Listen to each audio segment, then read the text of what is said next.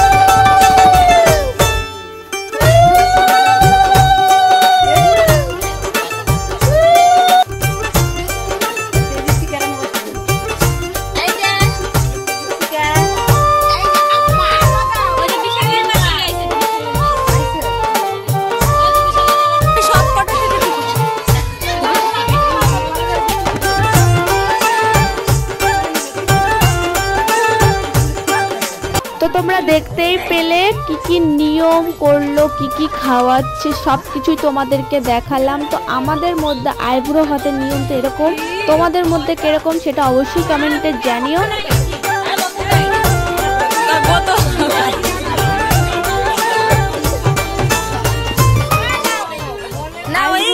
যা কিছু হয়ে গেছে, তো ওইখান থেকে আমি চলে আসছিলাম বিয়ের সাজনাতলাটা দেখতে, কেমন কি সাজাচ্ছে। এসে দেখি এই জায়গাটা তো কিছুই হয়নি, শুধু কলা গাছ পোঁতার জন্য একটা গর্ত খোঁজা হয়েছে, আর কিছুই না। আর ওই গর্তের মধ্যে দেখো বিড়ালটা ইন্দুর খুঁজে বেড়াচ্ছে।